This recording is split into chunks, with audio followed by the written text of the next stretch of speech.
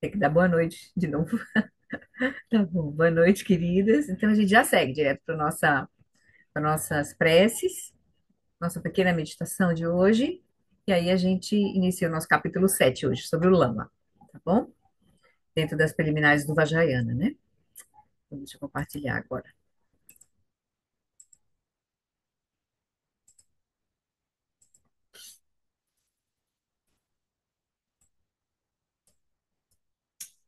Então, queridos, queridas, vamos, dedicar alguns instantes no início da nossa prática para começar pelo que é mais importante, a gente se conectar com a nossa motivação, considerando toda a dimensão, né, de sofrimento que a gente experiencia, os problemas que tem, né, se colocado para nós. A gente pode olhar ao redor, a gente vê que é essa condição de todos os seres que estão no samsara. Basta olhar os nossos familiares, nossos amigos, os desafios, né?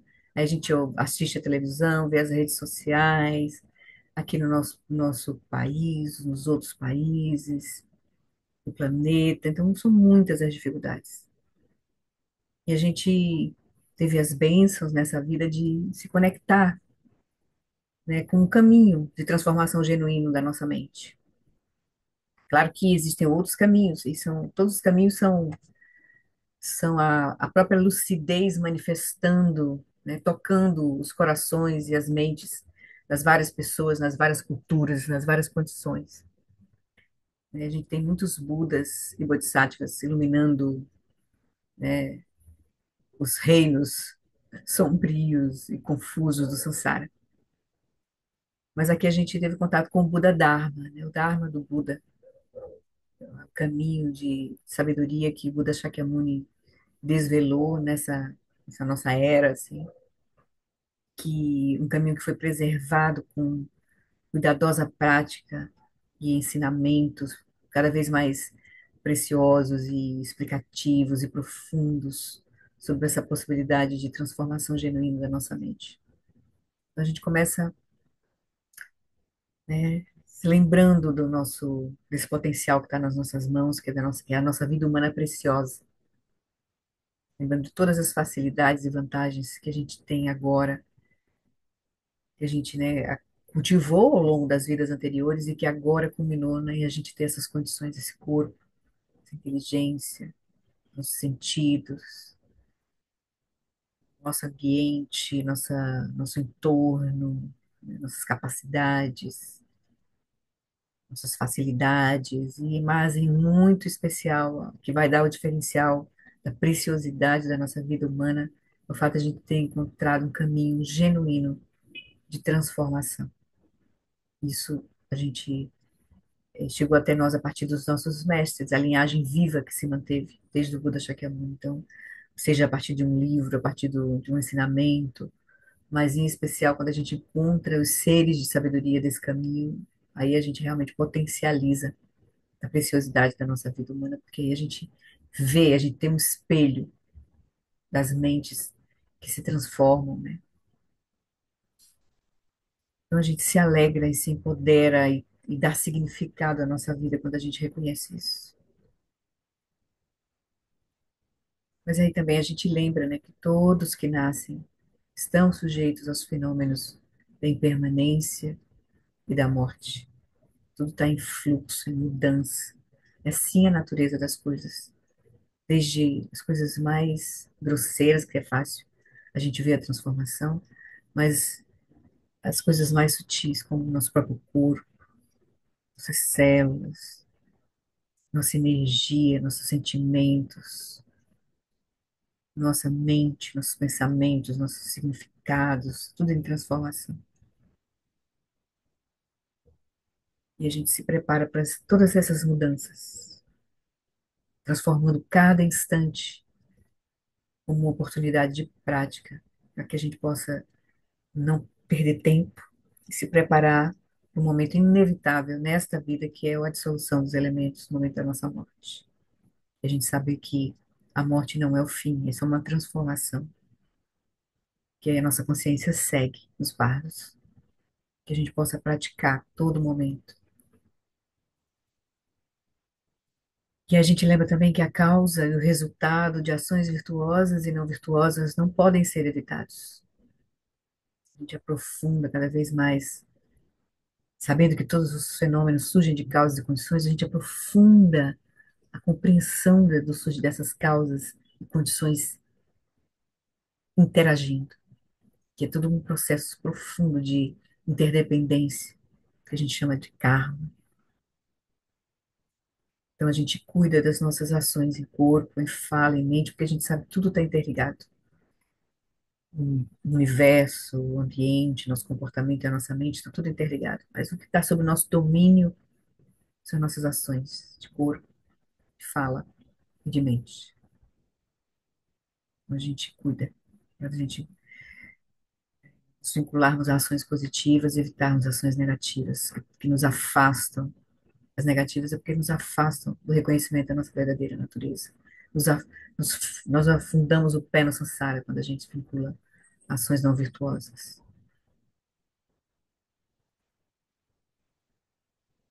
E por fim, a gente lembra que a natureza contínua dos três reinos do samsara é um oceano de sofrimento. A gente então acende a compreensão e o alerta de que o sofrimento é autocriado, é uma criação da nossa própria mente. Então, o sofrimento tem uma natureza de sonho, porque ele é construído a partir de uma visão equivocada da nossa experiência. E a gente vê que a nossa mente, tanto ela é a criadora da confusão, como é o lugar onde a gente pode se liberar dessa própria confusão criada, autocriada. Então a gente aspira, né, reconhecer a natureza mais sutil do sofrimento, que é o sofrimento todo pervasivo, que vem do fato da gente não reconhecer a verdadeira natureza da nossa mente, e por isso operar com uma apreensão equivocada da realidade, dos fenômenos, de nós mesmos, que é a delusão. Então, essas reflexões nos levam a acessar essa energia da renúncia, essa inteligência equivocada que nos conduz ao sofrimento, mas também a perspectiva se abre da liberação, que é a ponta para o nirvana, né? É o caminho de transformação genuína. Então, natural a gente fazer essa aspiração, surgir em nós essa aspiração, né? Que ao me recordar disso, dessas condições todas, mas do potencial que está na nossa própria mente, possa minha mente voltar-se para o Dharma sagrado, para a verdade. Então, com essa energia, com essa aspiração renovada que vem dessa contemplação, que a gente então renova nosso voto de refúgio no caminho, que se abre no caminho, né, do Buda Dharma, se abre a partir do refúgio nas três joias, que depois elas vão se transformar no refúgio mais sutil, mais interno, até a gente chegar no refúgio último, que é os três kayas, né? A inseparabilidade dos três kayas. Nirmanakaya, Dharmakaya, Sambhogakaya, Nirmanakaya, que é a nossa verdadeira natureza. E a gente então renova também o nosso voto de bodhicitta, que uma vez que a gente compreende a natureza do sofrimento, não tem outra coisa a gente fazer, a não ser liberar a nossa mente da confusão e ajudar a liberar os outros, né? O que for possível para nós, das suas mentes confusas também, da sua própria confusão. Ajudar eles a se liberarem, né? Porque não tem como ninguém fazer isso por nós. Então, no Buda, no Dharma e na excelente Assembleia da Sangha, até que eu alcance a iluminação, neles eu tomo refúgio, que através da minha prática das seis perfeições possam todos os seres sencientes alcançar o estado búdico. Vamos fazer só uma vez em português. O importante é o significado de cada palavra. E aí a gente, natural, surge em nós essa aspiração, as quatro incomensuráveis começam a despontar em nós quando a gente abre essa perspectiva do caminho, da liberação. É natural que a gente aspire que todos os seres tenham a felicidade de suas causas, não só para nós, mas para todos os seres. que nós e todos os seres sejam livres do sofrimento e de suas causas. Que nós nunca sejamos separados da bem-aventurança sublime, que é livre do sofrimento. Que nós permaneçamos em grande equanimidade, livres do apego aos que são próximos e da aversão aos que são distantes, no sentido de que a gente não tem proximidade.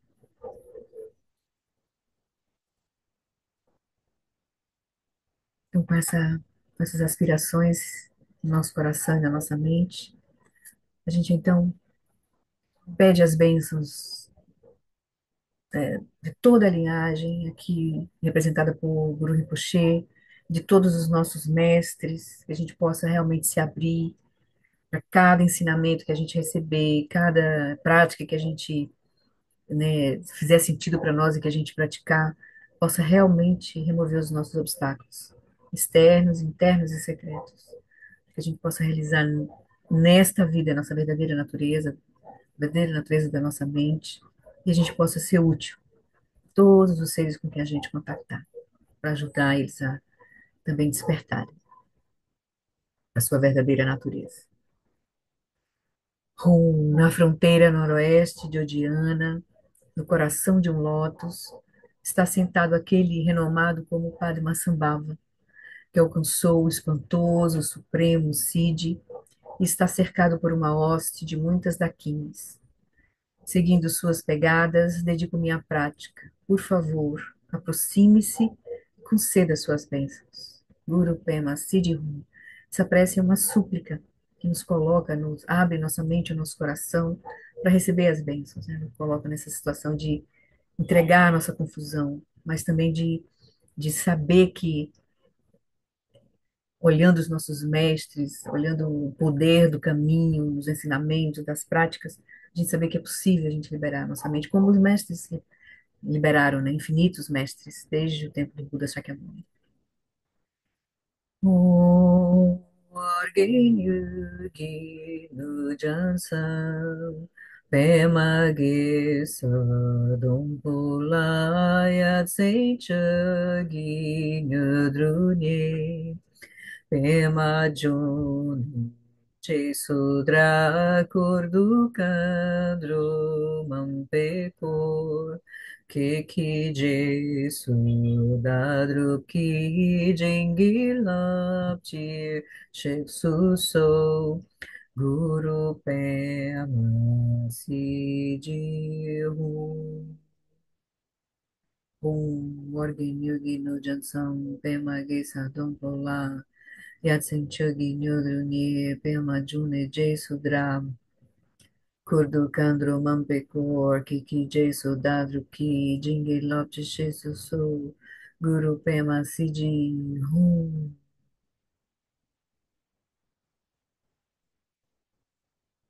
Então, a pureza da nossa intenção,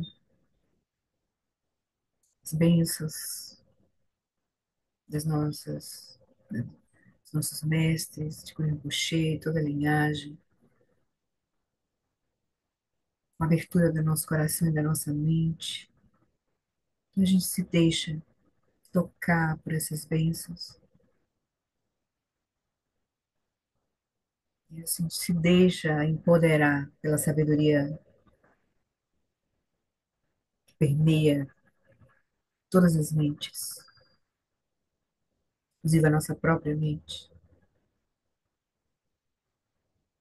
A gente pode imaginar que Guru Rinpoche, nossos mestres, quem a gente agora que surgiu em nós, né, na nossa frente como nosso símbolo de lucidez. Então imagina que esse ser se dissolve em luz, que é a natureza última das mentes de sabedoria, é acuidade e luminosidade. Então se dissolve em luz, uma esfera luminosa, radiante, as cinco luzes, cinco cores de sabedoria, representando cinco inteligências, cinco aspectos da mente lúcida. Essa esfera luminosa, radiante, vem para o topo da nossa cabeça, a gente se permite que ela se aproxime, e a gente pode imaginar que ele vem para o topo da cabeça todos os seres. Essa luz, essa esfera radiante desce pelo nosso canal central, repousa em nosso coração.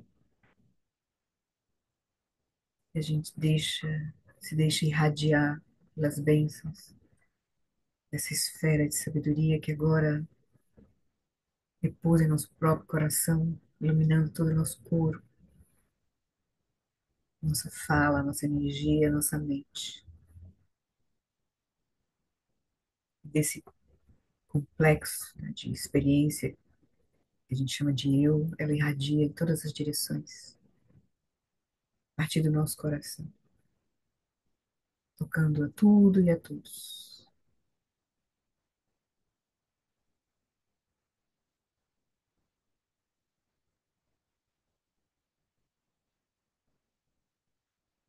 E com essas bênçãos, dessa condição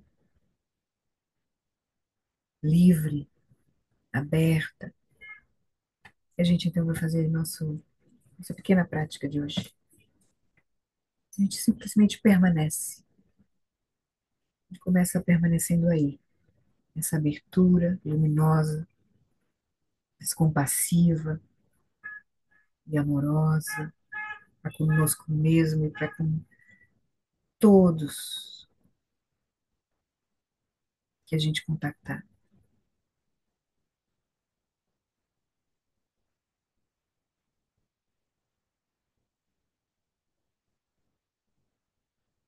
Mantendo essa presença,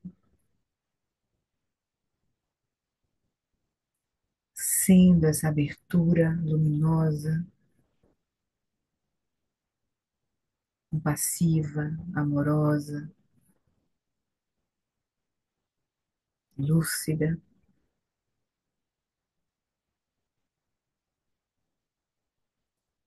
A gente permanece, então, nesse reconhecimento, colhendo qualquer manifestação, qualquer experiência que possa acontecer no nosso corpo, nossas sensações, na nossa mente, no nosso entorno.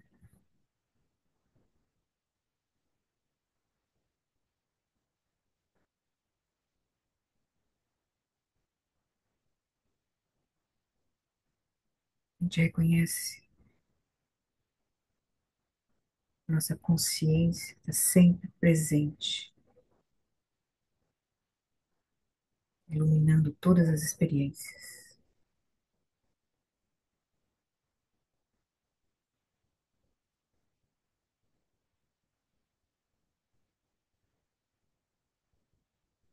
E mesmo quando a gente possa estar experimentando quietude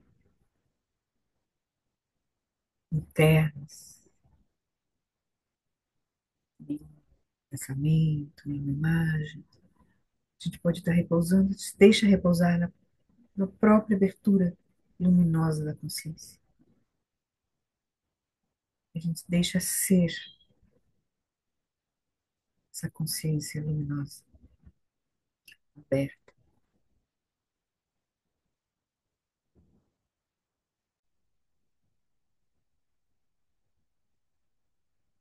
Não tem nenhum esforço nessa prática, apenas reconhecimento do que já está sempre presente, essa dimensão aberta e luminosa, inocente,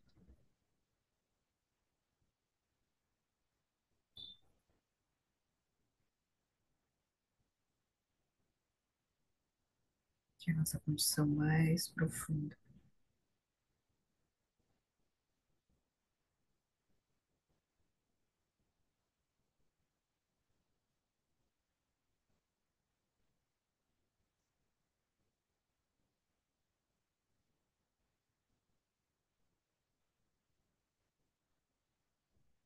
Tudo mais são construções luminosas que surgem e cessam.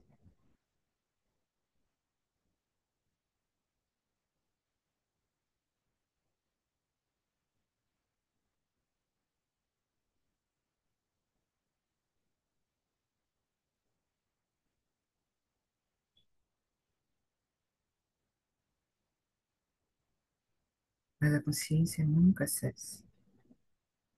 Essa dimensionalidade aberta, inocente, luminosa, nunca cessa.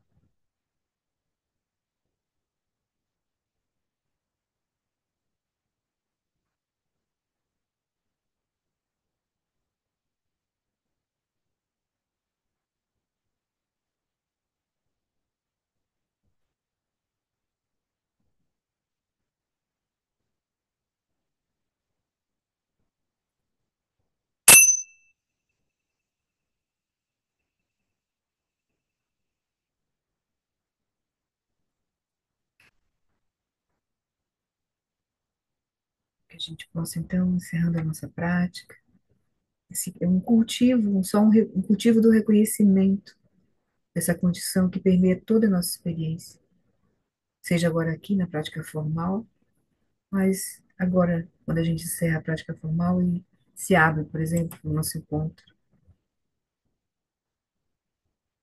essa condição está presente e é a nossa experiência mais profunda, ela não se perde. E quando a gente levantar e for fazer as atividades que a gente tem que fazer ainda hoje, também ela não se perde. Quando a gente for para a cama, a gente deitar, também ela não se perde. A gente pode momentaneamente experimentar uma ausência, uma inconsciência, assim, um não reconhecimento no momento do adormecimento, mas ela está sempre presente. Depois ela vai aparecer no sonho, mas sem a gente reconhecer que ela está presente ali, né? E quando a gente acorda de manhã, a gente podia se lembrar de se conectar com a dimensionalidade aberta e luminosa que é a nossa mente, antes de começar a reificar toda a nossa experiência da vigília, de novo, né? Ver que é uma construção também.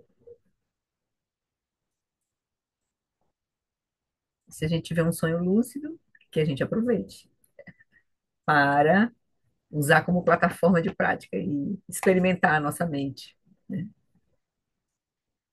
Mas a gente pode fazer isso a qualquer momento, já só a gente começar a repousar nesse reconhecimento e ver como é que a realidade surge para nós a cada instante.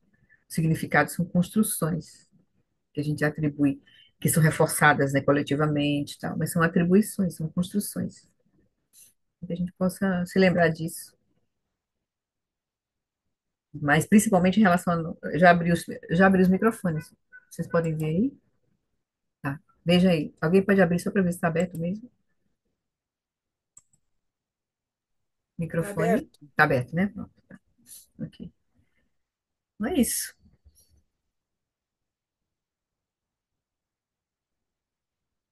Então, vamos lá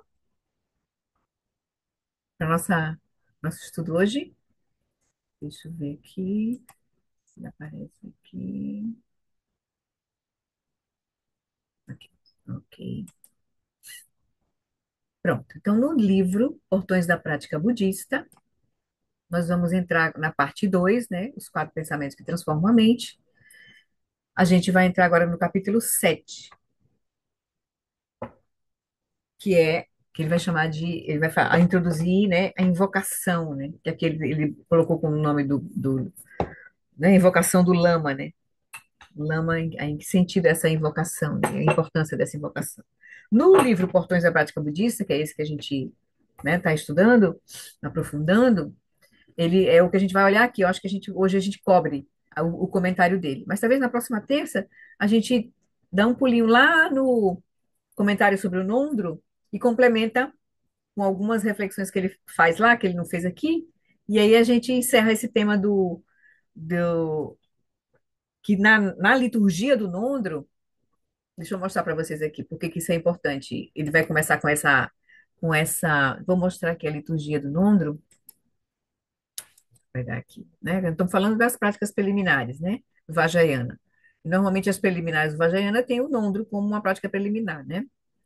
E aí as quatro contemplações, as contemplações dos quatro pensamentos, quando você faz, né? Quando você está no caminho do Vajrayana, ela precede esse pensamento sobre o lama, né? A invocação do lama.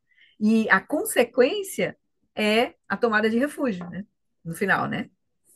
Da contemplação dos quatro pensamentos, porque a contemplação dos quatro pensamentos nos coloca no reconhecimento da confusão, mas do potencial da nossa vida humana preciosa, do fato de que a gente, né, a impermanência está aí, os fenômenos são impermanentes, e a gente tem toda a interdependência das causas e condições, e a gente tem a nossa mente, vai ficar claro para nós a natureza do sofrimento, né, a partir da nossa própria mente. Então, vai surgir o quê? Se a gente sabendo disso realmente, a gente vai buscar o caminho de transformação da nossa mente, óbvio, né? A gente vai gerar renúncia ao samsara, né? E a renúncia nos leva ao, a querer entrar no caminho, né? O voto de refúgio, né? Que é a entrada no caminho de transformação. Mas eu ia mostrar aqui para vocês a liturgia do. Opa, desculpa aqui. A liturgia do Nondro, do Dudjom Tessanondro, né? Porque são vários, cada tradição, e às vezes numa mesma tradição tem vários nondros, várias práticas preliminares, dependendo do grau do nível de prática que você está fazendo, né? Então, por exemplo, nessa que a gente tem, a maioria dos nós aqui tem ligação, que é o Dudjom Tessanondro, que está ligado ao centro lá do Lama Fred, mas também da Lama Tseri, do Shagdu, Rinpoche no Brasil, é o mesmo nondro conciso, né?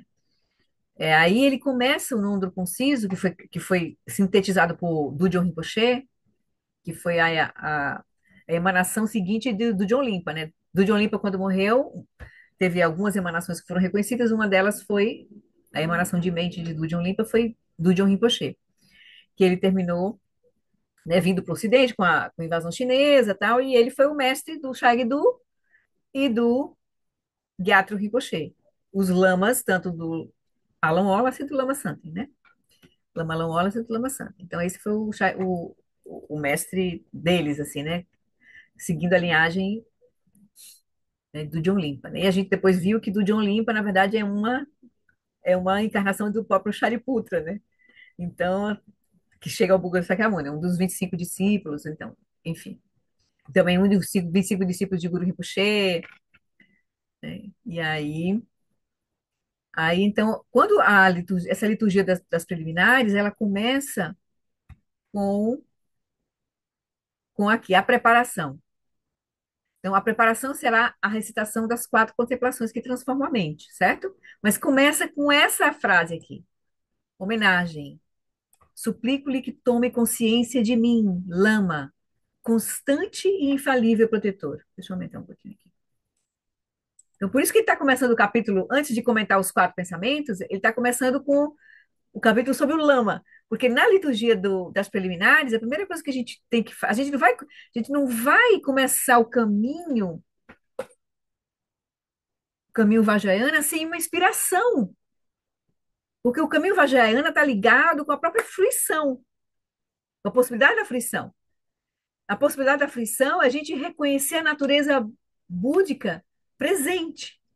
A gente está dito que a gente tem a natureza de Buda, e a gente, olhando os mestres realizados, a gente até, uau, espelha, vê como uma possibilidade, mas a gente não vê em nós isso como uma possibilidade, né? Mas o caminho do Vajrayana é o caminho da fruição, vai tomar a fruição como caminho. Então, por isso as práticas de Guru Yoga, que é de ver a lucidez na forma de uma deidade, e depois você dissolver essa deidade, essa deidade, ela se dissolve em você, é para a gente ir cultivando esse reconhecimento dessa inseparatividade, dessa presença em nós, essa condição. Então, as práticas do Nondo começam com um reconhecimento, seja no lama fora. Mas a prática toda etapa da prática é para a gente reconhecer isso inseparável de nós, certo? Tanto que quando a gente estuda os comentários dessa prática aqui, por exemplo, que o Lama Tartin, que foi o lama do Lama Fred, fez, foi o fundador lá do centro lá da Califórnia, ele comenta aqui dizendo que nessa primeira fase aqui, nessa primeira prática, quando você diz essa primeira frase, que é esse capítulo que ele vai comentar um pouco aqui, né? A importância de você se conectar com o lama, mas aí o lama que tem um sentido geral, desde o lama grosseiro que você pode imaginar na sua frente, um lama físico, humano, desde Guru Rinpoche, os Buda Shakyamuni, né, uma deidade, mas o lama último, que é Dharmakaya, que é a nossa própria mente iluminada. Então, aí o convite do Lama Tati é que nesse momento que a gente faça essa súplica, a gente pare, imagine Guru, veja Guru Rinpoche na nossa frente, olhando para nós, e ele se dissolve em luz e desce pelo nosso canal central e repousa no nosso coração. E a gente já recebe as bênçãos de começar a prática da liturgia daquele dia, já com esse reconhecimento, Ô, sabendo que Guru Flor, Rinpoche está no nosso coração. É. E aí a gente começa a fazer a contemplação dos quatro pensamentos. ô, Tá? Flor, Oi. nesse momento, esse reconhecimento que a gente diz assim, quando eu comecei a fazer, que eu dizia, tome consciência de mim, aí eu ficava assim, como ele precisa que eu suplique que ele tome consciência? Depois eu fui entendendo que a gente está fazendo essa consciência mesmo, nossa, Isso, mas a gente ali faz aquela súplica porque a gente ainda está naquela dualidade, aquela coisa bem assim, o lama é, externo lá, isso, e a isso, gente faz isso, mas na verdade essa é uma prática para a gente, é. né, Reconhecer a nossa tomar, verdadeira natureza, porque o verdadeiro, o tomar consciência. professor, o lama, vai ser aquele que vai apontar a nossa verdadeira natureza, que é inseparável Sim, da verdadeira natureza de todos os lamas e todos os budas, né? sim. Então, mas a gente tem que gerar essa confiança, né? A gente, é um processo, né?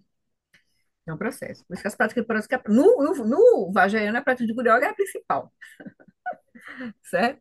Então, a gente. Vamos ver o comentário do Shagdu nesse livro, certo? No Portões da Prática Budista, uma introdução, e depois a gente dá uma pincelada no capítulo A Invocação, que é esse capítulo que ele fala do.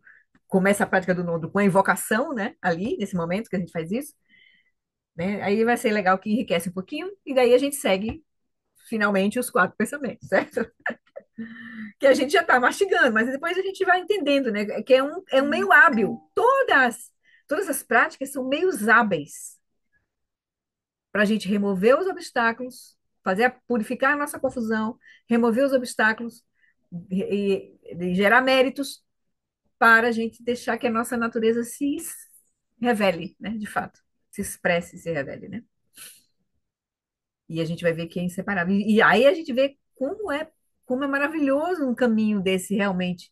E como é profundo os mestres, como é o caminho de transformação da nossa mente é muito poderoso mesmo, porque ele gera esse potencial de ajudar os outros, como a gente está vendo os mestres ajudando a gente.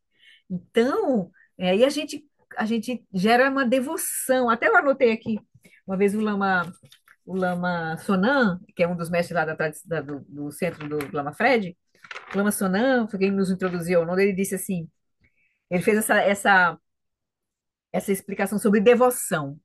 Devoção, ele tem três aspectos: admiração, respeito e gratidão.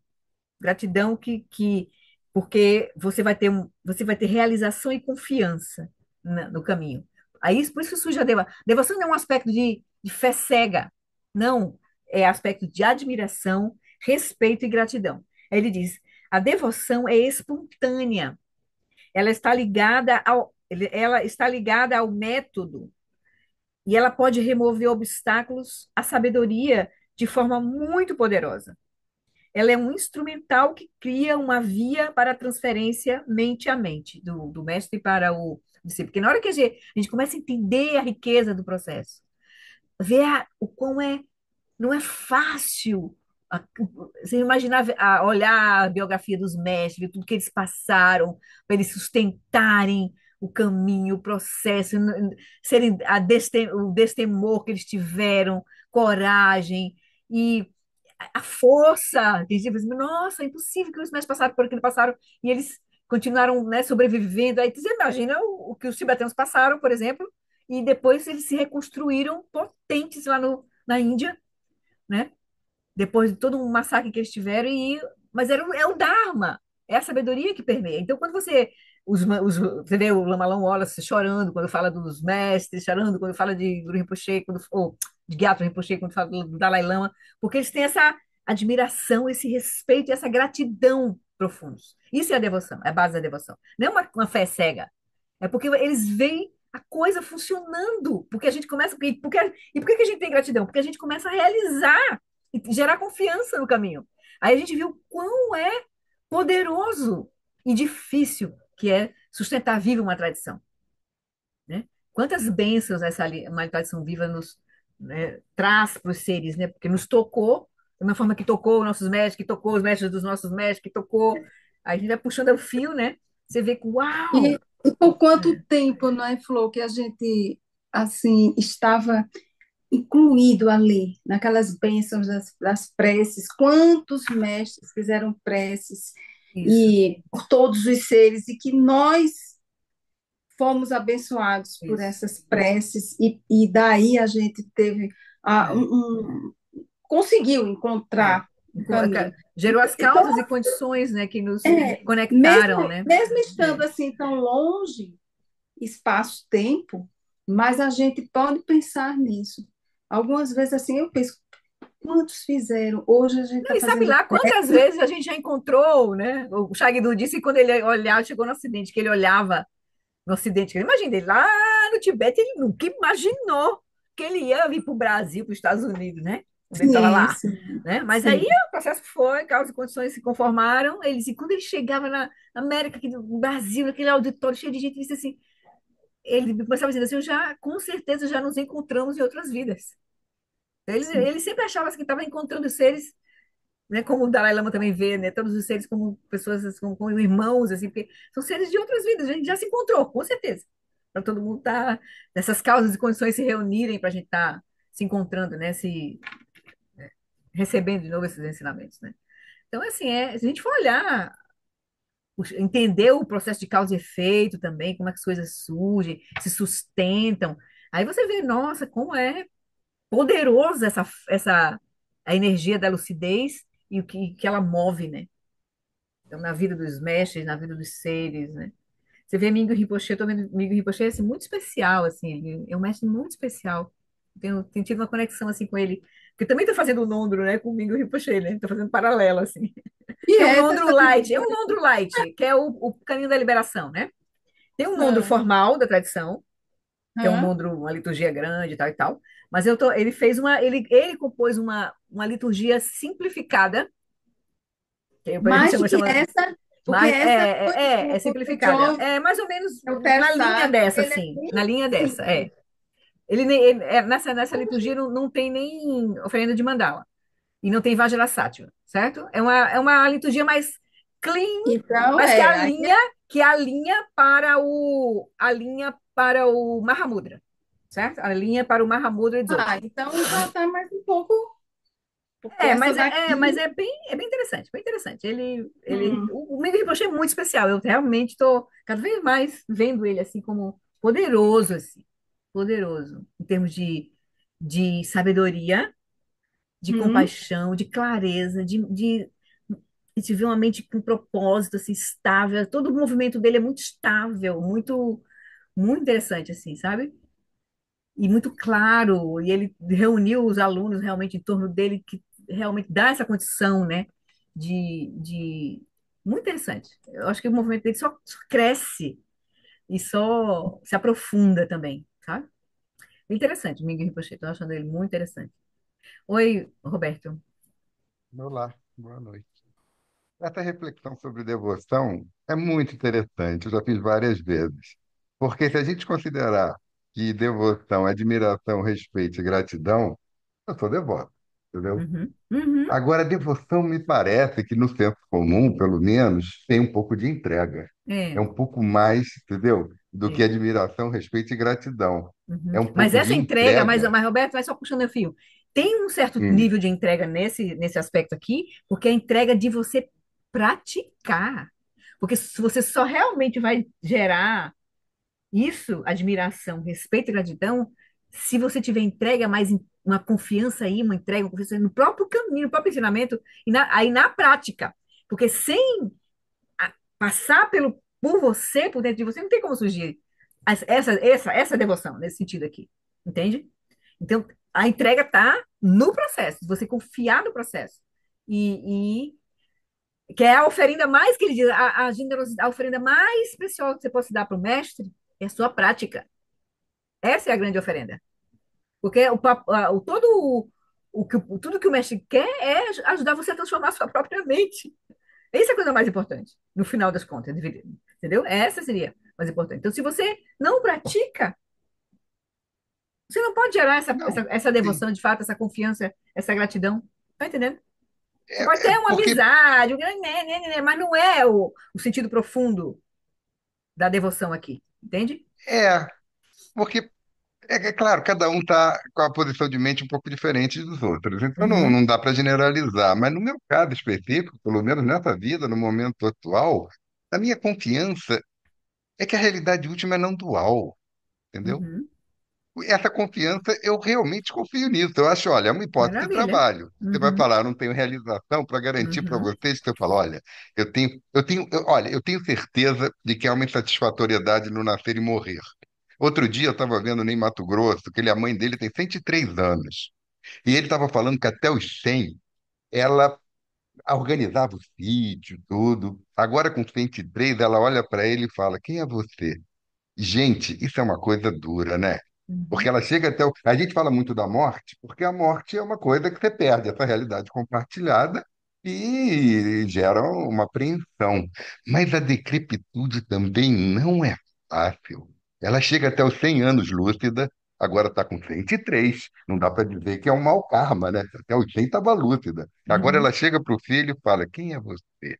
uhum. Essa mente é muito desconhecida, É. entendeu? Então, essa confiança que eu tenho na realidade última, de que ela é não dual. É óbvio que se o sujeito está com maior lucidez do que eu, e tem essa compaixão de tentar melhorar as coisas, gera gratidão, não tenho a menor dúvida disso. Aham, aham, Mas a coisa da entrega, é nessa, pelo menos nesse momento atual, essa entrega, aquela entrega de que, tipo assim, quando eu era criança, minha mãe depois virou espírita, mas quando eu era pequenininha ela era católica. Eu lembro que me levava na igreja, tinha, vós sois meu pastor, nada me faltará. Nossa Senhora, depois eu pensando, isso é muito materialismo espiritual, né? Tem alguém lá que vai levar barra, entendeu? Gente, depois que cai essa ficha. Não sei, isso é uma coisa pessoal, mas é uma coisa que eu lembro, entendeu? Dessa coisa, assim, eu não sei se alguma aqui, talvez alguma das pessoas aqui conheçam, né? Essa coisa católica e Eu tal. vou, todo domingo eu Então, tenho ido com meus pais para missa, eu levo eles para missa. Porque né? minha mãe é Tem católica, um meu pai pouco não essa é, mas ele vibe, gosta né? de ver a missa. Então eu estou levando os dois, porque É, eles estão com 85 anos, já estão com a mente assim, flutuando um pouquinho. Pelo é, menos eles se conectam com claro, o que move o coração deles um pouquinho, né? Porque na hora H do sufoco, reza, chama Jesus, chama Maria, seja quem for. claro. Eu disse para meu pai, reze para Nietzsche, para quem ele confiar, para Sócrates, que ele é meu filósofo, né? Isso não tem Reze para também a menor Sócrates, dúvida. É, Platão, mas pega na mão é, deles e vai embora, né?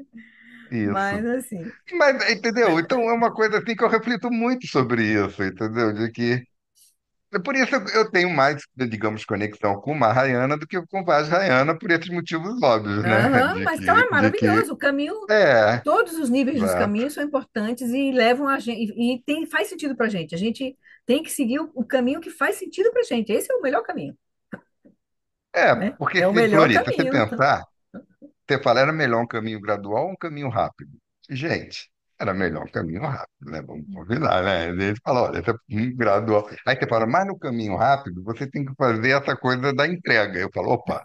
Aí você fala assim, né? Eu até anotei aqui. Admiração, respeito e gratidão. Eu falei, pô, isso tá bom. Isso não vai ter feito, né? Agora, quando você chega e fala, olha, você vai se entregar como se vós sois meu pastor, nada me faltará, eu tô frito, não vai dar. Eu sei que não é Ele assim, disse, entendeu? anota aí que a gratidão, quando o Lama Sanan falou, ele falou assim, a gratidão ela surge da sua realização e confiança. Então, quanto mais realização e mais confiança você tem, mais gratidão você tem, entendeu? Nesse sentido. Então, Mas aí tem gratidão é uma coisa que da faz bem entrega, pra né? gente. É, Porque imagina, o sujeito está com muito maior lucidez. É óbvio que prostração não vai adiantar nada para ele. Não tem o menor sentido é, isso. A é. prostração. Entende isso tudo. Então não tem a menor dúvida. Uhum. Agora, Mas fazer a o que eu acho tão. prostração, né? Fazer a prostração na prática, inclusive do Nondro, tem as prostrações na prática É, eu preliminares, sei. é você deixar, você vai para a terra, você deixa. A sua identidade, você entrega toda a sua confusão, todos os seus 5 venenos, você entrega, simbolizando, né, os 5 pontos que você toca no chão, e você levanta com a mente, você precisa levantar e ficar ereto, assim, confiante, né? Você levanta com essa confiança completa de que deixou, você pode deixar e levantar inteiro, íntegro, né? Né, com essa mente de, né, as qualidades, eu gosto das qualidades que Miguel Rinpoche coloca, né? Consciência, amor e compaixão e sabedoria, né? Que é as qualidades dessa mente, assim, essa mente de sabedoria. É consciência, amor e compaixão e sabedoria, né? Insight, assim, a mente clara, que vê tudo como é, né? É, Então, porque tem uma passagem, eu nunca sei se é o Lama Tantra ou o Lama Aloara, porque eu já ouvi os dois tantas vezes e que eu confundo, mas não faz muita diferença, né? Que é aquela historinha que eu devo ter falado aqui, daquela folha que está dentro, daquela gota que está dentro de uma garrafa. E ela se uhum, sente muito apreensiva que um dia vai estourar a garrafa e ela vai se juntar ao mar, parece que a individualidade foi-se embora, né? uhum, E ela não sabia que a garrafa estava toda furada durante todo o tempo. Acho bonito uhum, isso, uhum, entendeu? A gente, uhum, porque, olha, tem, pelo menos quando eu estou aqui na vigília, eu pareço reificado, vamos combinar? Vou ser uhum, sincero. É, eu estou vendo uhum, vocês, cada um quadradinho, viajei para o Rio, mudei de minha bolha, entendeu? uhum, Estou aqui, aí vejo aqui tudo. Aí eu olho assim, tiro um cochilo, muda tudo. Aí eu falo, nossa senhora, isso é também estranho, né? Essa reificação tem caroço, né? No angu, né? Essa reificação não tem. Eu tiro um cochilo, muda tudo. Aí eu penso, a gente nasce e morre, vive e morre, já é estranho. Aí você fala, ah, não, mas não é só a morte. A decrepitude também é estranha, Flori. uhum. E essa coisa do Ney Mato Grosso que eu falou, pô, eu fiquei, claro que eu já sabia disso, mas sabe, ele foi uma, digamos assim, ele falando uma coisa, está vivendo com ele. A mãe está com Uhum. 103, ele já tem É, a gente vê 83. hoje, né, a população envelhecendo, muitas demências surgindo, né, pelo Isso, estilo de vida, tudo isso é coisa que a gente já é, vai se preparar, que pode acontecer conosco, inclusive, né? pois é, Então, exatamente. Então não é só a morte, entendeu? A é, longevidade também pode ser perigosa pra a caramba. gente não sabe o que vem, Por É, isso que é importante é a gente isso. aproveitar agora e Ah, não deixar claro. para amanhã, depois, quando se aposentar, quando, não sei o quê, sempre É, postergar o processo, né? Aí é mas é praticar agora. ótimo. Pois vamos seguir? Valeu. Vamos seguir, Vamos. então. Valeu também. Vamos seguir aqui no nosso comentário, então, do Shagdu sobre o Lama, o capítulo Lama. Ele começa. Vou tirar aqui, né, na parte 2, tirar o sumário para ficar mais. Ele diz: a contemplação dos 4 pensamentos está entre os meios hábeis que utilizamos para reduzir os venenos na mente e criar benefícios a curto e a longo prazo para nós e para os outros.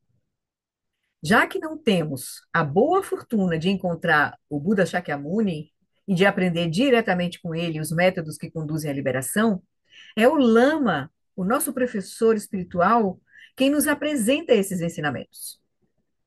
Antes que passemos a confiar em um mestre espiritual, porém, é essencial que examinemos cuidadosamente as suas qualidades, do mesmo modo que iríamos investigar as qualificações de um médico antes de colocar nossa vida em suas mãos.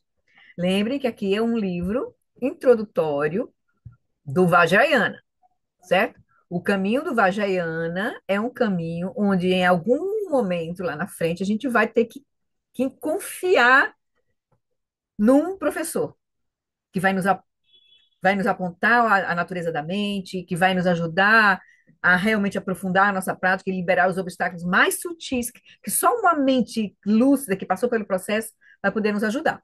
Então, aí em algum momento no Vajrayana, a gente precisaria encontrar, né, assim, um professor que nos ajude a liberar os nossos obstáculos. Pode ser que seja assim, né, como tem um vídeo do Miguel Rinpoche, que talvez eu passe no próximo encontro, que ele fala, precisamos mesmo de um lama, de um mestre, mas pode ser que teve um que encontrou o Buda, o Guru Rinpoche, sei lá, 3 vezes só.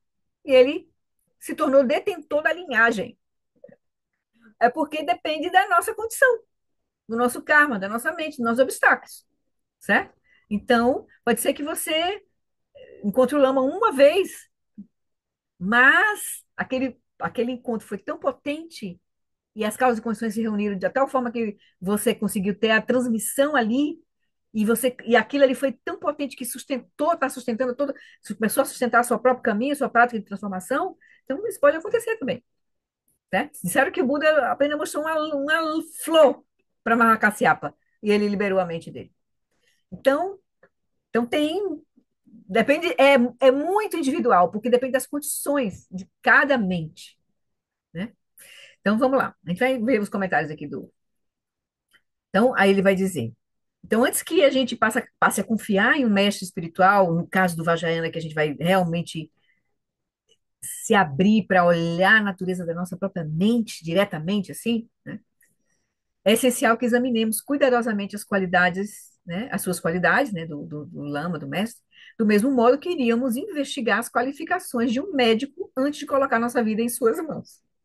De certo modo, se deixássemos de investigar o médico, por exemplo, né? Ele fez um paralelo aí, né? Do lama com o médico, né? Então, mas ele diz, mas de certo modo, se deixássemos de investigar o médico, isso não seria tão grave, pois um tratamento inadequado poderia nos levar a perder apenas esta vida presente, considerando a continuidade da existência cíclica, né? No entanto, se depositarmos nossa fé em um mestre espiritual que não seja qualificado, poderemos desenvolver hábitos contraproducentes que talvez permaneçam conosco por muitas vidas futuras, criando enormes obstáculos ao caminho da iluminação completa, certo? Então, ele disse que um mestre, um médico não muito qualificado, que a gente né, digamos, se precipitou e aí fez uma cirurgia e o cara matou a gente, isso não é tão ruim o dano se considerar que se você entregar a sua mente, se conectar com um mestre que não é qualificado, que pode gerar em você hábitos contraproducentes, que aí pode permanecer com você por vidas. E aí atrapalhar o teu processo. Até você superar aquele obstáculo, pode levar algumas vidas, certo? Duas qualidades são essenciais, são necessárias a um professor. Primeiro, que ele tenha ouvido, contemplado e compreendido os ensinamentos. E, segundo, que ele tenha meditado sobre os ensinamentos e que ele tenha alcançado a compreensão de seu significado essencial. Somente alguém que tenha reconhecido a natureza da mente pode nos apresentar a essa natureza e nos indicar os métodos para romper os padrões habituais de apego e aversão, que nos impedem de estabilizar esse reconhecimento em nossa própria mente. Certo? Então, aí ele diz: tal professor que faz isso, né, que estuda, contempla, pratica, reconhece a natureza da mente, tal professor também pode nos ajudar a cultivar a intenção altruísta de acordar do sonho da vida para poder ajudar os outros a fazer o mesmo, que é bodhicitta, né? Pode também nos ajudar não só a liberar a nossa mente, mas a gente cultivar a bodhicitta, que é de liberar a nossa mente para beneficiar os outros, de fato. A gente entrar nesse caminho, nesse fluxo de seres de sabedoria que estão aí só para realmente trazer a lucidez, né? Manter a lucidez viva, né? E ajudar os outros. Então, a única razão para nos empenharmos no caminho, que seria a motivação da bodhicitta, que é a gente transformar a nossa mente para benefício de todos os seres, não só por nós mesmos, né? Então, a eloquência não é a qualidade mais importante de um mestre do Dharma. E aqui caminhos profundos, né? Vamos falar aqui, né? Pois não é tão difícil assim alguém apresentar um discurso vistoso, não é difícil. Então, a eloquência não é a qualidade mais importante de um mestre do Dharma. O crucial é que, por meio de uma prática autêntica e profunda de meditação, ele ou ela, pessoalmente, mantenha uma experiência direta dos ensinamentos.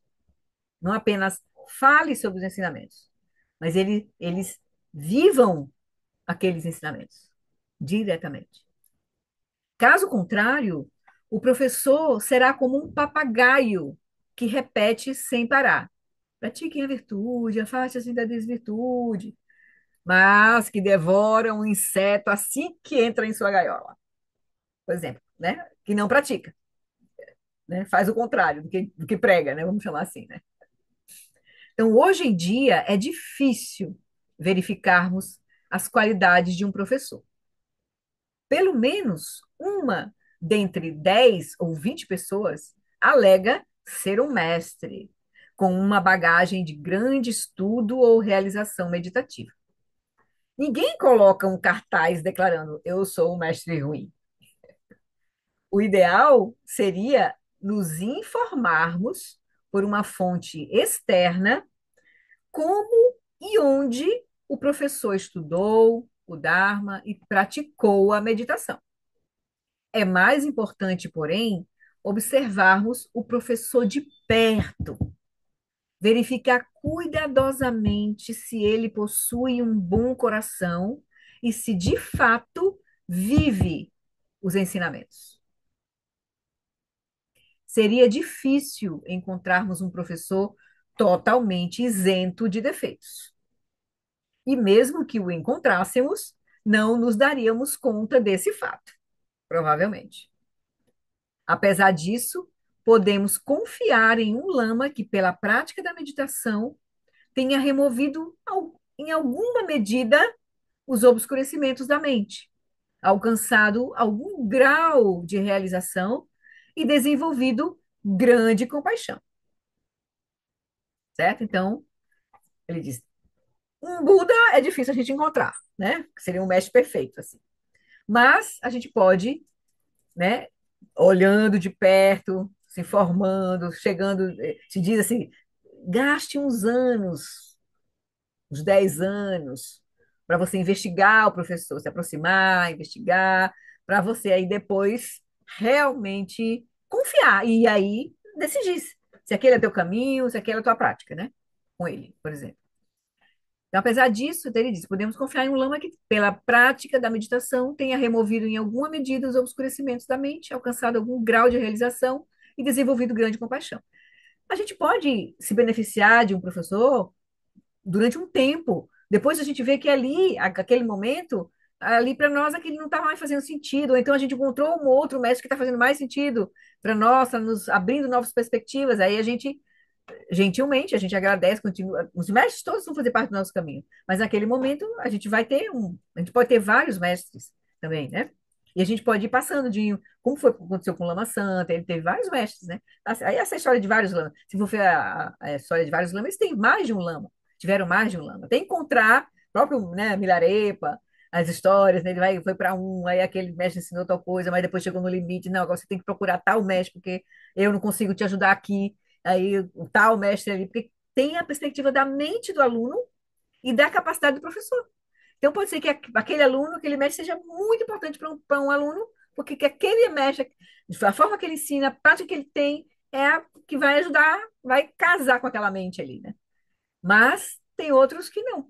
Daquele pode ser ajuda por um tempo, mas depois a gente precisa de um outro tipo de mestre, um outro tipo de ensinamento, para a gente avançar, né? Liberar os obstáculos. Que aquele mestre, por exemplo, não vai nos ajudar a liberar, né? Então, os professores de bom coração têm em mente o interesse dos alunos, não os seus próprios interesses. Primeiro ponto.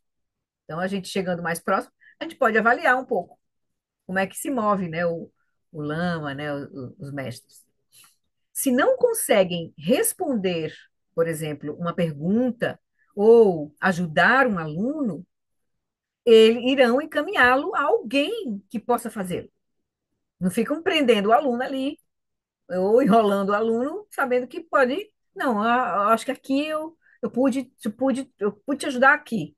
Mas agora então segue tal. Que aí você vai vendo, um mestre que tem um pouco de experiência, vai ver a perspectiva do aluno e ver o que seria melhor para ele, né? Então, eles não conduzirão o aluno por um caminho errado. Então, eles vão ajudar até quando eles podem, senão, eles vão indicar para onde o aluno ir, né? Para onde o aluno seguir. É arriscado fazer um compromisso apressado demais com o mestre, mas, uma vez que você tenha chegado a uma decisão cuidadosamente ponderada, você deve seguir os ensinamentos de seu professor com diligência e senso de propósito. Aí você, digamos assim, né? Senta a bundinha na almofada e, né, pratica o que o teu mestre, que você avaliou que é aquele que vai te ajudar naquele momento, né? E aí você realmente pratica com diligência e com propósito, né? Então, usando novamente o exemplo do médico, se você está doente, mas não toma a medicação que o seu médico prescreve, não irá melhorar. Da mesma forma, se você entende que aquele professor é um professor que, né, que fala com o teu coração, fala com a tua mente, mas você não pratica, é como, né, foi no médico e não tomou o remédio.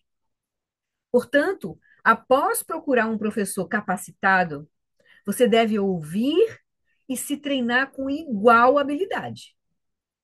Se você cautelosamente aplicar as instruções que tiver recebido, então, lentamente, sua negatividade diminuirá e o amor e a compaixão crescerão.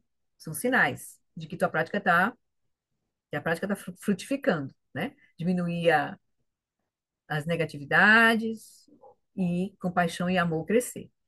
Assim, você aprenderá o que o professor tiver aprendido. É um espelho, né? Mais ou menos. O professor é como um molde que dá forma à mente do aluno. Um aluno não conseguirá desenvolver boas qualidades diante de um mau professor, mas irá infalivelmente beneficiar-se ao seguir as instruções de um bom professor. Então, se é um bom professor, mesmo que você não tenha uma conexão profunda com aquele pai, as instruções que ele der, provavelmente vão ser favoráveis para você até certo ponto, é onde a tua conexão com ele vai te permitir, certo? Mas, se você está diante de um mau professor, não tem como você desenvolver boas qualidades, porque você vai estar sob uma influência meio que, né, limitante para você mesmo, né?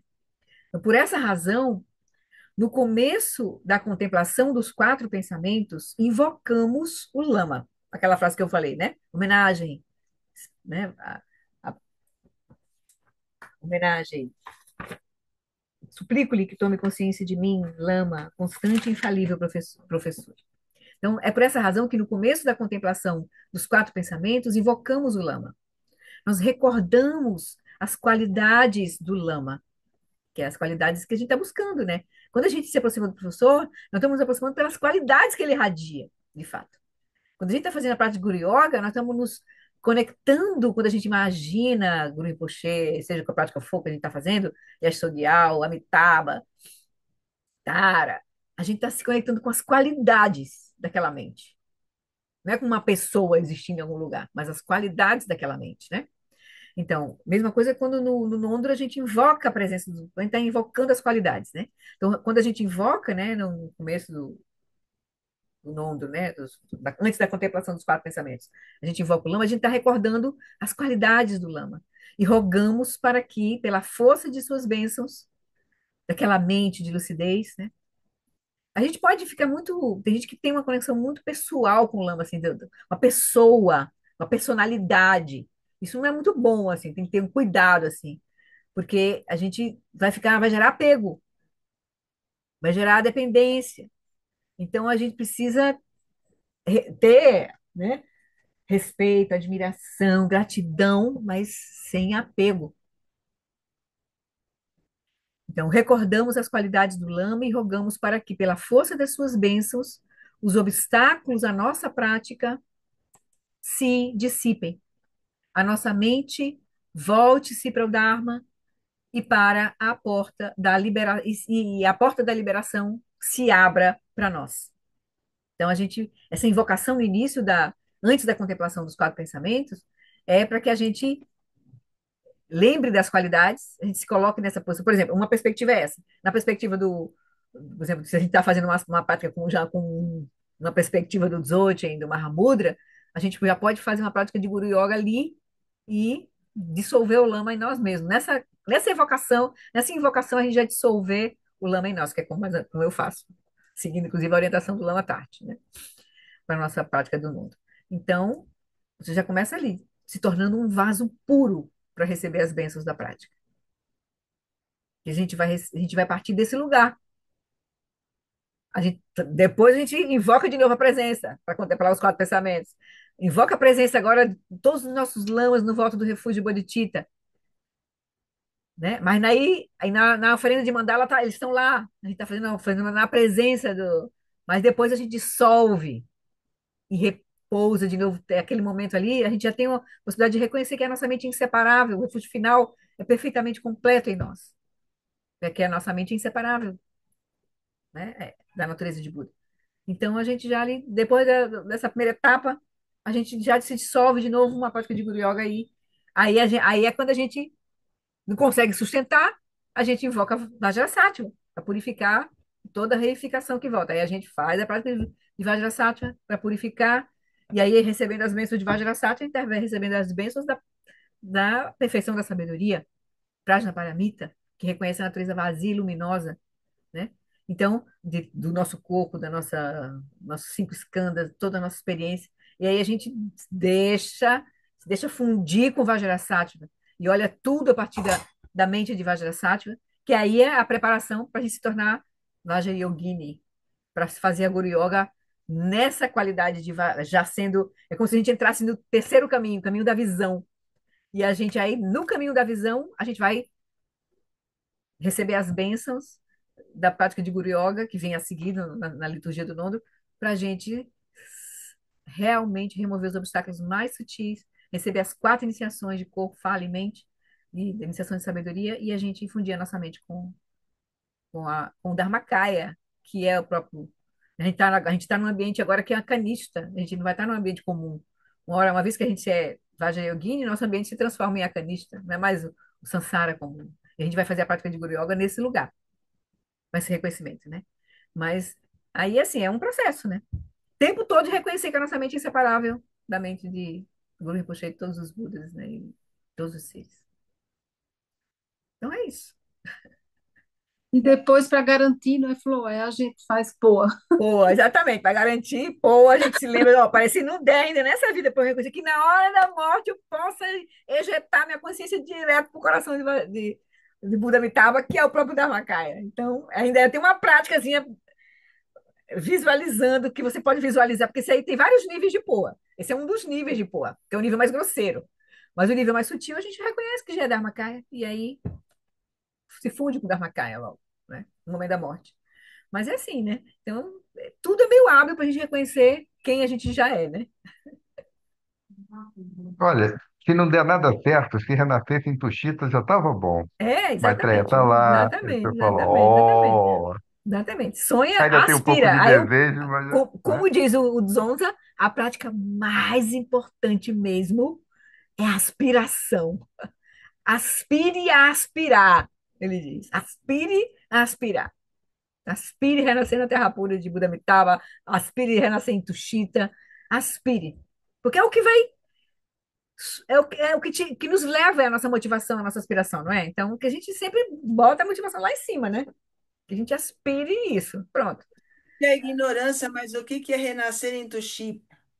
Tushita é o reino mais elevado do reino dos deuses, né? Onde o Buda desceu para essa vida, não é isso, Roberto? Você tem ouvido o Lama Santa aí nos vários reinos aí? Explica aí, Tushita.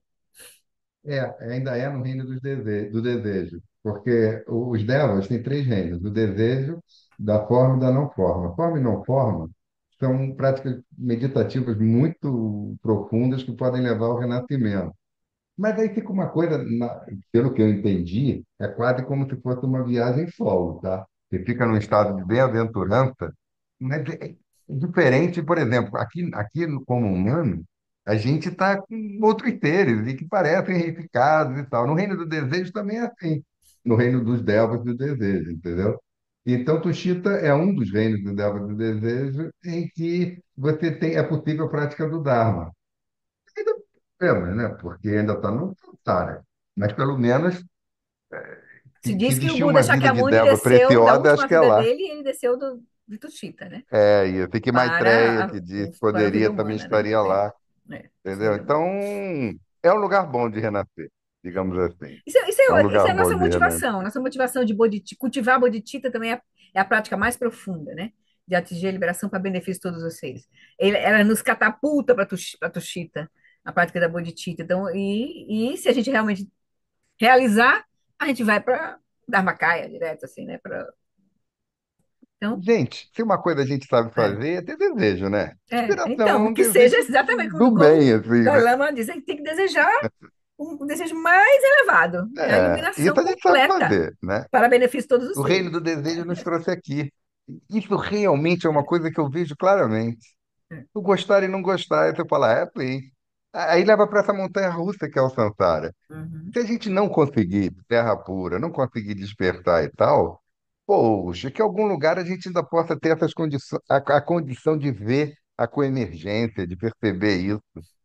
Porque se a gente não percebe isso, aí realmente a gente está mais preso, né? Va- Se a gente va- nasce num lugar que a é, gente ainda vê, a gente ainda tem desejo, tá? A é. gente ainda vê o fora, não totalmente coemergente, mas já tem essa semente de falar, puxa, eu acho que esse troço não está tão independente de mim. Isso já é uma coisa boa.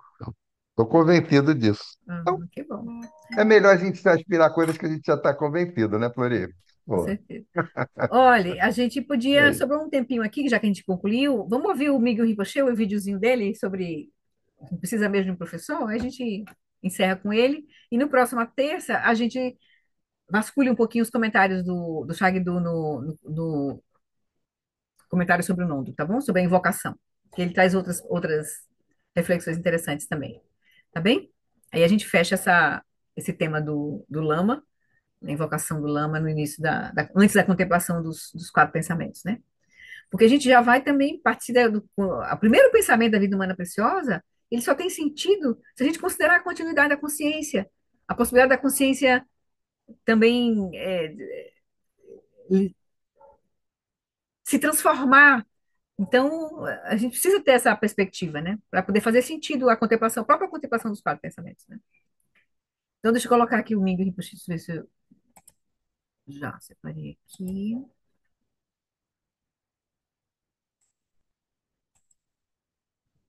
Tirar o som.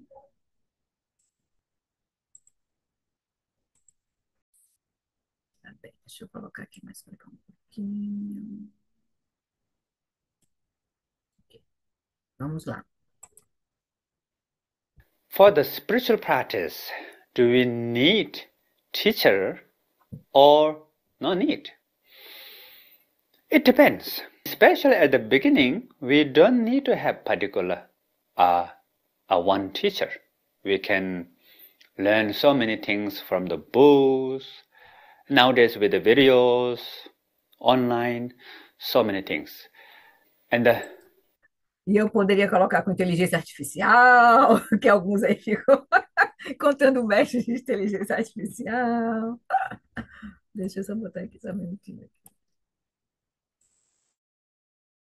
in the traditional practice, there are Patika Buddha, meaning self-realized practitioners. It's also possible without a teacher. But then, up to a certain level, if you want to go to more deep into the transformation of our mind, then we need to have a teacher, kind of a lineage.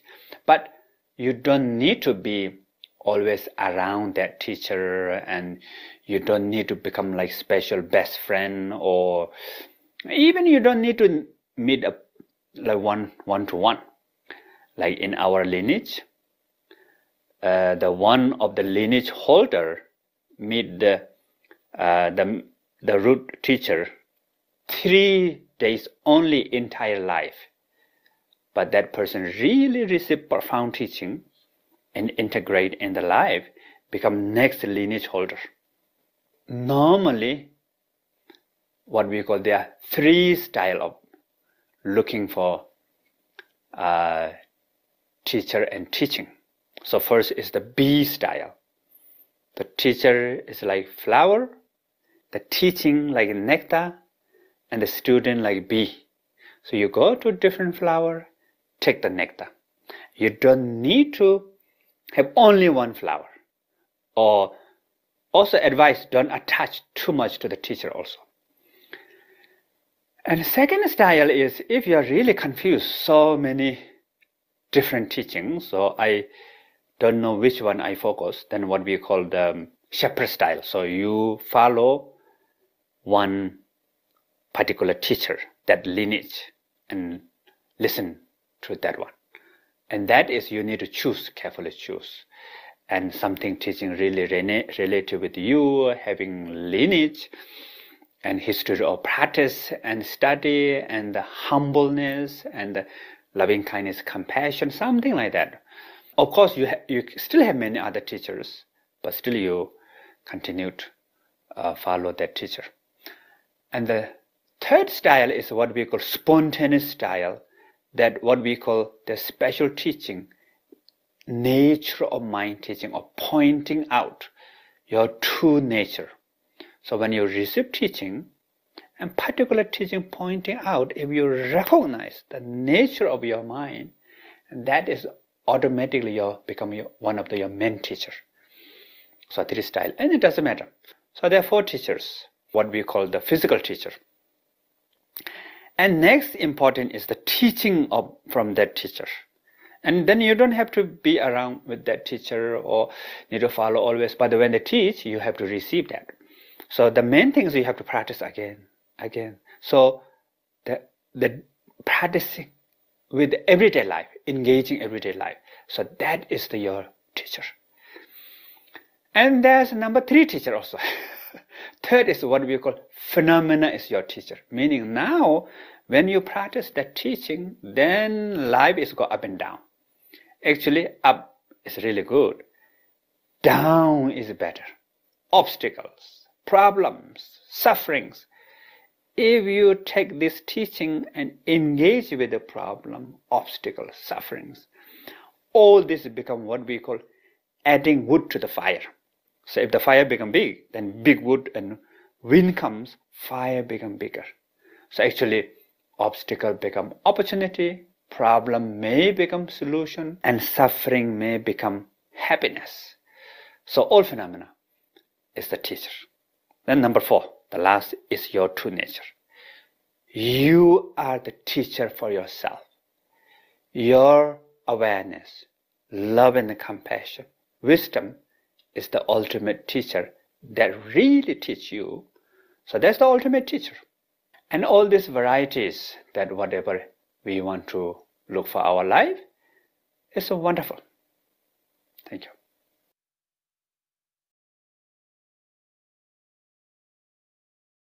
Bom, ele traz várias coisas, né, assim, né, várias perspectivas, né, como é que é um aluno procurando um mestre, é o estilo abelha, o estilo pastor, o estilo abelha é aquele que consegue se conectar com vários e tirar a essência ali sem se perder. Mas aqueles que ficam perdidos nesse processo, tem que ter um, aí tem que escolher um, aí esse tem que ter muito cuidado quando você escolhe, para você não escolher um inadequado, né? Mas mesmo assim você pode ainda ter outros professores que você tem, mas você segue aquele ali, nananana, né? E tem o último, Que é o fenômeno. que é o da natureza da mente. Oi? É o fenômeno? Ah, não, na Não, natureza natureza da da mente. mente. Ali ele falou 4 tipos de professores, né?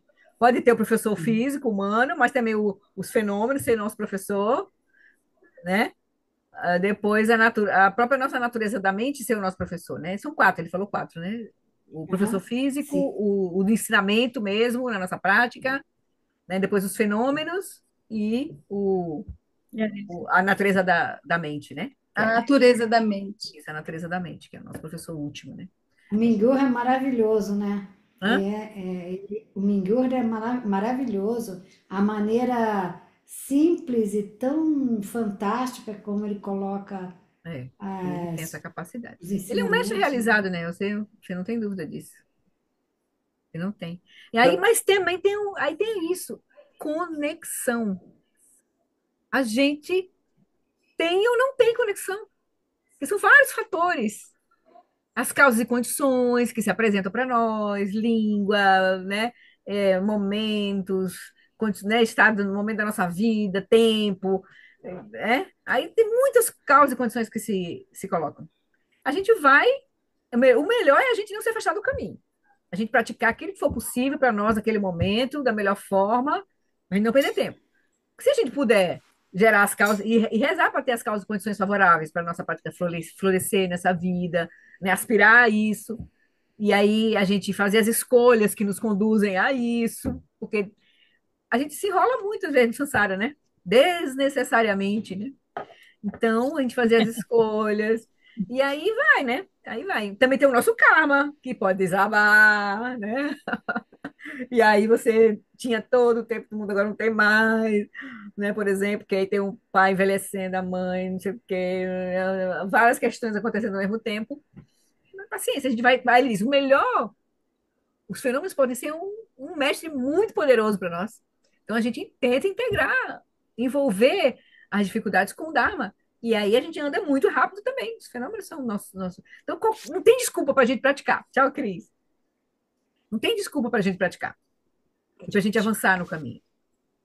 Se a gente tiver essa compreensão mais ampliada do processo, é importante porque abre essas perspectivas todas. E a gente vai fazendo o que é possível, vai integrando, vai andando com essa perspectiva mais ampla, e a gente vai andando fazendo o que é possível. Porque tem o nosso karma envolvido no processo também. Então, não tem como, né? Então, a gente vai ter que lidar com as causas e condições que se apresentam para nós. E tem a ver com nosso karma, né?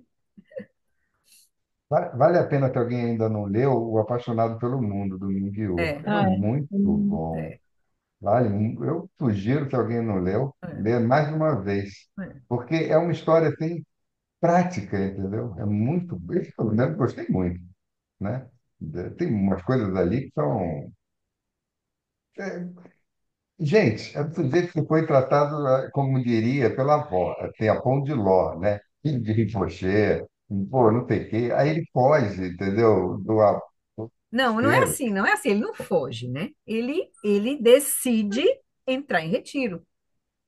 E é um mestre que Sim, já tinha todo o Tergar em andamento. Ele foi uma oportunidade também que ele deixou. O pessoal do Tergar fala que quando o Rinpoche entrou em retiro, eles tiveram que avançar muito, assim, porque eles ficaram. Quando o mestre também se afasta um pouco, a sanga tem que.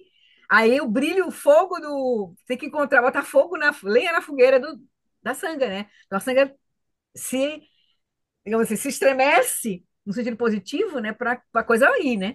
Então, ele foi muito bom postergar, assim, também, essa ausência do Miguel Rinpoche, mas também da radiância do retiro dele, né? Porque ele estava em retiro, ele não desapareceu, né? Ele estava em retiro.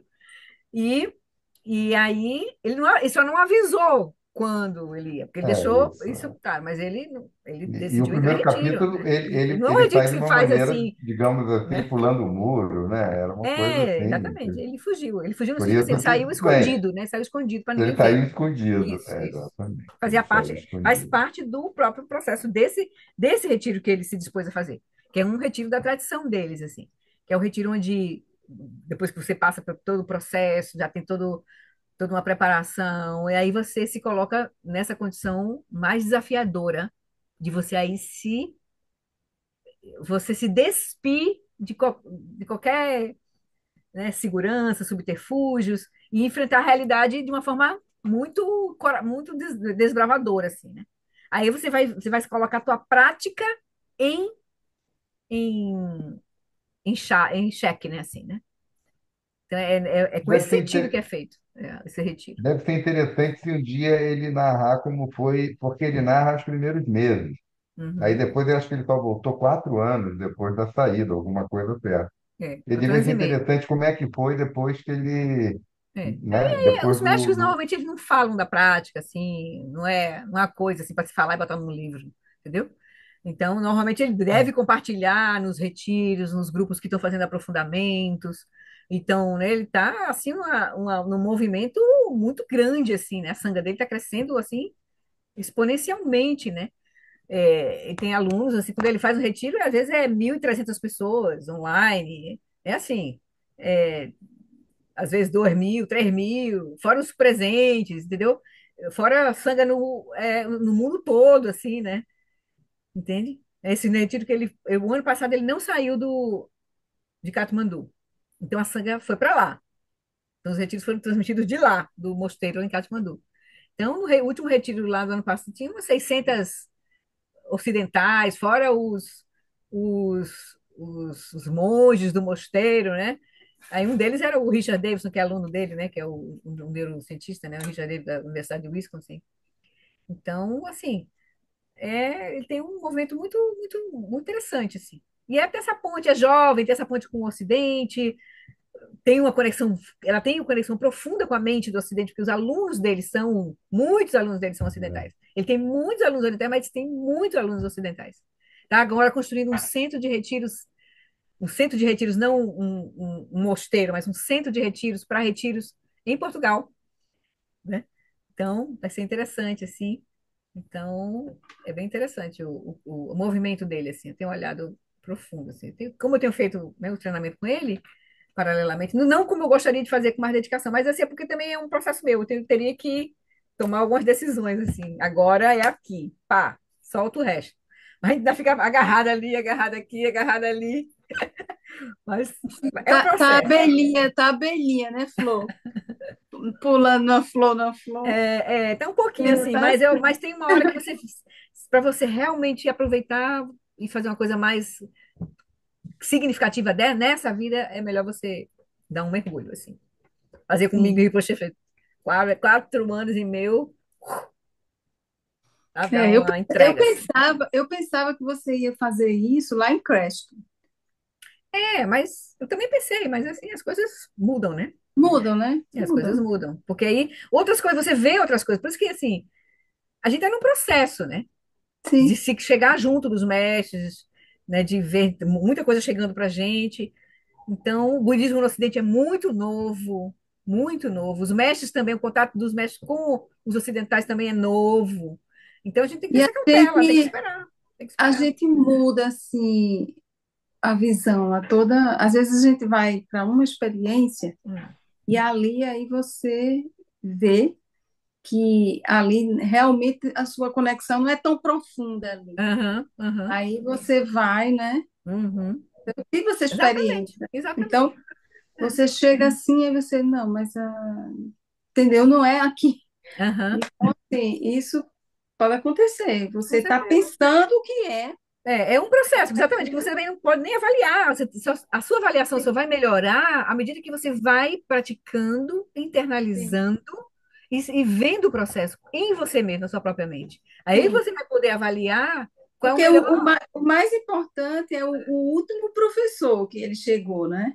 Você vai e chegar no último professor, que é a natureza. Aquele professor que vai te apontar na traseira, você tem que aspirar isso, né? A Sim, liberação, que não, é eu estou receber esse falando assim, ensinamento, né?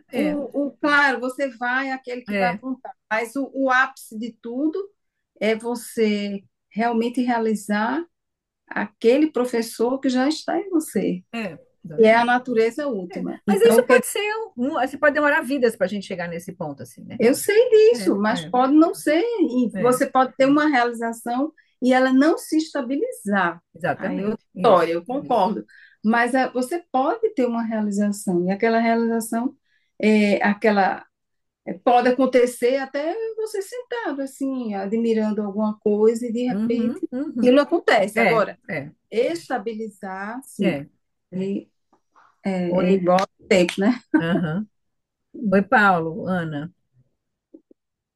E essa história de eles entenderem a mente do ocidental, eu vou dar um exemplo que a gente esteve com que está fazendo formação de medicina tibetana, Emily, oi? Emily. Emily, que é a esposa do Gil, para quem conhece Sim, o, Gil, o sim, pessoal. do Kenzinho Manguial. Sim. Exatamente. E aí ela esteve aqui em Curitiba e a gente foi, aproveita o que tem, assim, né? Vamos. Aí foi interessante porque a gente, eu tive, eu e Paulo, em São Paulo, com um médico tibetano também. E, né, ele falando lá, no meu caso, com a tradutora e tal, e apego Eu falei, mas que diabo é isso também de apego, apego? Dá uma pílula, um chá, sei lá, uma bênção, uma coisa qualquer. Aí eu disse assim, mas que diabo? Aí ele fala, então faz uma contribuição, sei lá, prática da generosidade. Aí a Emily estava me explicando. É interessante essa questão, porque para os tibetanos, eles não, por exemplo, o apego, ela falou com relação a ela mesma.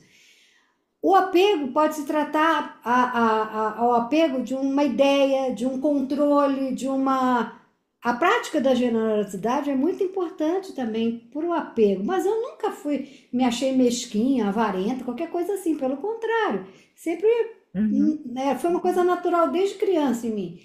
E aquilo, tá, eu gosto dos meus cremes, mas será que isso é tanto apego? E eu fiquei me batendo com aquilo, sabe? Até que a Emily veio e disse, é por isso que é importante o aprofundamento de nós nesse sentido, porque a gente precisa, os tibetanos não entendem tão bem, se não se aprofundam na mente ocidental, eles não conseguem, o que que é apego, né? Para para gente, além nós, dessas sim. coisas, Uhum, eu me apegar a uma ideia, eu me apegar ao controle, me apegar à resistência, não uhum, renunciar a certas posições, né? uhum, E aí ficou mais claro para mim essa questão do apego uhum, também, sabe? uhum, Pelo menos para mim, né? E ela falou que essa prática da generosidade, ela é muito importante na questão do apego, né? Mas é isso, eu acho que à medida que os mestres se envolvem mais para saber uma mente perturbada, que é a nossa, né? é. Então, É como se eu fosse acho uma isso doença, né? importante. Cada cultura, cada tempo gera a sua doença, são todos os É, condicionamentos, forma de ver, de interpretar a realidade, né? As culturas, os épocas. Então, aham, tem um tempo para o Dharma chegar e olhar aquilo e gerar a lucidez uhum, ali, gerar o meio hábil para conversar com aquilo. Então, tem um tempo assim. Então, a gente tem que ter um pouco de paciência que o budismo está é, chegando no Ocidente, né? A gente está encontrando, as traduções estão acontecendo, os tradutores estão, né? Também é um processo, né? Então, não é simples, né? Não é simples. não, O negócio não é simples. não é. Mas a gente vai se beneficiando com o que tem, com o que pode, e vamos gerando um pouco de lucidez, né? Aspirando ter lucidez no processo, ter calma, né? Para a gente seguir, né? Fazer as nossas escolhas, porque também cada caminho é um. Então, a gente não tem como. E o caminho, o final mesmo é a nós com nossa própria mente, assim, né? Nossos próprios condicionamentos, querer liberar isso aí. No final das contas, é isso, né? A gente não tem um salvador no budismo, né? Então, é nós com a nossa própria mente, né? É isso, então, queridos. Então, nessa foi bom, né? O tema hoje. Aí, no próximo, a gente complementa no próximo encontro, e aí a gente encerra esse tema para ir para o capítulo seguinte. Primeiro pensamento que transforma a mente. Vida humana preciosa. Certo? Então vamos fazer a dedicação aqui rapidinho. Acho que tá aqui. Então, por essa acumulação de méritos, possa eu obter a onisciência que tudo vê, e possam todas as falhas ser superadas. E das ondas revoltas e turbulentas do nascimento, velhice, doença e morte, deste oceano do Sansara, possa eu liberar minha própria mente para poder liberar todos os seres. E que a gente pode também, uma das aspirações importantes é realizar as 6 perfeições, que é o caminho, né? O caminho, a essência do caminho da meditação. Que eu seja generosa, que eu possa cultivar a integridade e o respeito, que eu possa ser paciente e ver claramente o sofrimento dos outros, que eu possa ser enérgica, firme e dedicada de todo o coração, que eu possa cultivar uma mente e um coração calmos e inclusivos, para poder servir com compaixão a todos os seres, que eu possa nutrir a sabedoria e compartilhar com os outros o benefício de qualquer insight que eu possa obter. A gente pode então nos lembrar de todos os nossos lamas com essa prece, que os ensinamentos do Senhor Buda, a única fonte de felicidade e benefício, possam continuar neste mundo por muito tempo. Que as vidas dos que sustentam os ensinamentos do Buda, a vida de todos os nossos mestres, possam ser tão estáveis quanto o estandarte da vitória. Por essa virtude, possa eu rapidamente realizar o Dharmakaya, o Lama de Uddiyana, no seu sentido último é o próprio Dharmakaya, e possa eu conduzir todos os seres, sem exceção, a esse estado de realização. Gewadi Niududa, Orgen Lama Drugilne, Drowati Malupa, Dei Salagopa Show.